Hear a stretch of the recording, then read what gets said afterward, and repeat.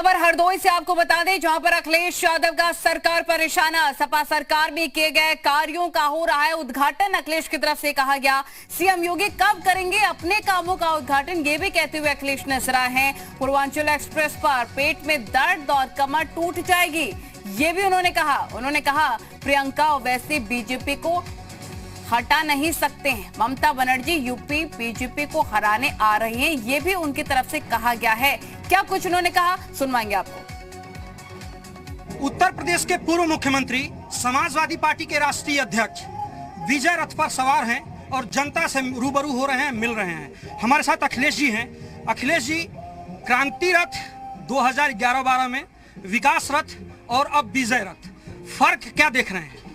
Samajwadi party संघर्ष के रास्ते पर और जनता के सहयोग से सरकार बनाई है, और इस बार जनता के अंदर जो आक्रोश है, जो नाराजगी जनता के अंदर, जिस बड़े पैमाने पे किसान आज लाभकारी मूल्य के लिए तरस रहा है, आज जहां किसान की आय दोगुनी का वादा करने वाले लोग झूठ बोल रहे हैं, जिस पैमाने पर महंगाई बढ़ी है, जिस तरीके से बेरोजगारी बढ़ रही है और कानून व्यवस्था पूरी तरीके से ध्वस्त हो चुकी है, पूरे उत्तर प्रदेश को चौपट कर दिया।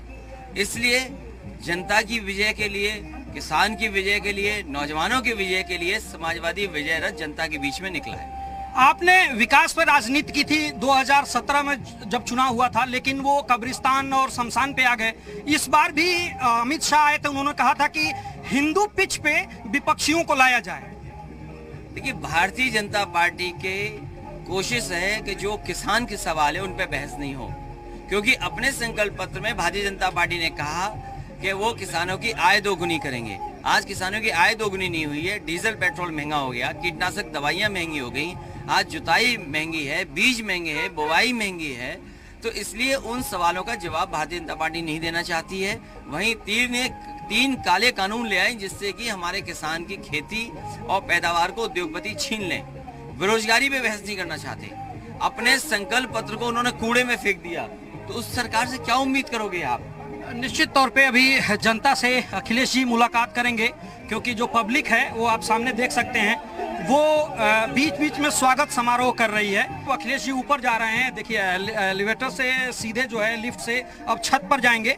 छत पर जाकर के जो जनता है, जो पब्लिक है समाजवादी पार्टी का, उसका अभिनंदन स्वीकार करेंगे।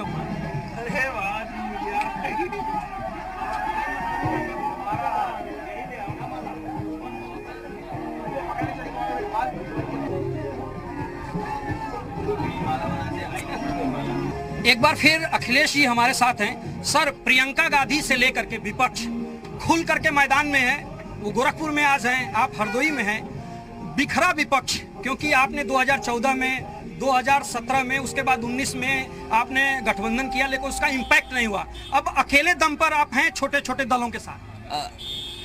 जनता के बीच में एक बात साफ हो गई है, जनता ये महसूस कर रही है कि एक ही विकल्प है समाजवादी पार्टी, जो भारतीय जनता पार्टी को हटा सकती है। समाजवादी पार्टी की कोशिश है जो क्षेत्रीय दल हैं, छोटे दल हैं, उन्हें साथ ला करके एक ताकत बन करके कम से कम गरीब, किसान, दलित, पिछड़े, अल्पसंख्यक उनकी आवाज बने, उनका सहयोग लें, जिससे कि भारतीय जनता पार्टी ने जो अपमान किया इन वर्गों का, लगातार इनके सम्मान को ठेस पहुंचाई है, उसलिए छोटे दलों को साथ ला करके समाजवादी पार्टी आने वाले समय में लड़ेगी। और विकल्प समाजवादी पार्टी है, तमाम और दल हैं वो कोशिश जरूर कर रहे हैं, लेकिन भारतीय जनता पार्टी को नहीं हटा सकते। नहीं तो क्या प्रियंका की वजह से नुकसान नहीं दिखा है आपको? क्योंकि जिस तरीके से वो मैदान में है, लेकिन जनाधार उनका उत्तर प्रदेश में नहीं है, संगठन नहीं है कई सालों से।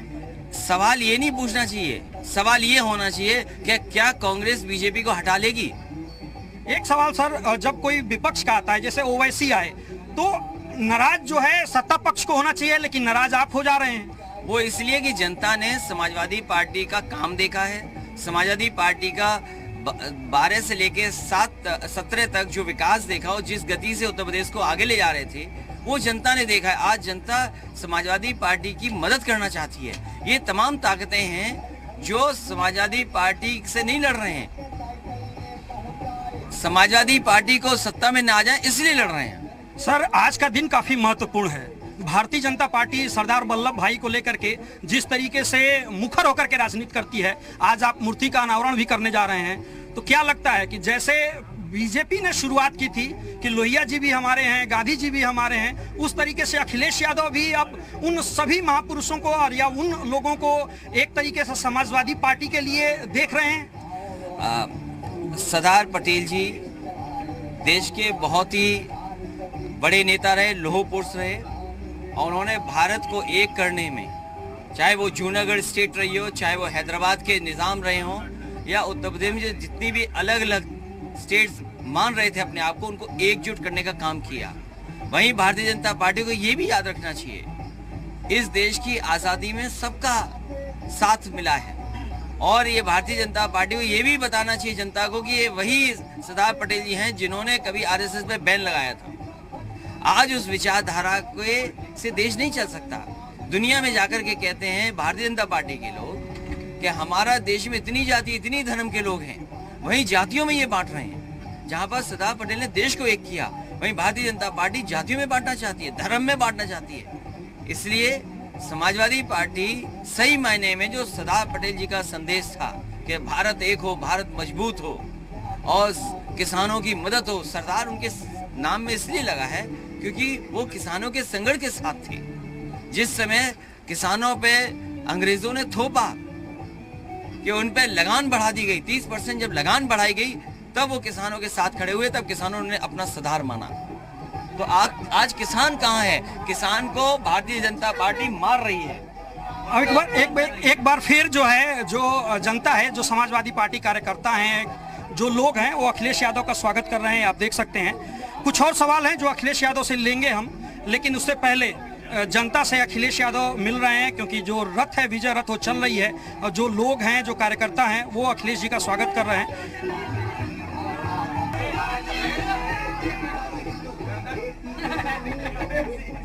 स्वागत के बाद अखिलेश जी एक बार फिर हमारे साथ हैं। सर, आप योगी आदित्यनाथ से लड़ाई लड़ रहे हैं, लेकिन एक बड़े जो उत्तर देश के प्रधानमंत्री हैं, वो लगातार मूव कर रहे हैं उत्तर प्रदेश में, 3 बार अब आ रहे हैं विकास योजनाओं का उद्घाटन करने। अब पूर्वांचल एक्सप्रेसवे का उद्घाटन करने आएंगे, जिसपे आप सफर भी कर रहे हैं आजकल।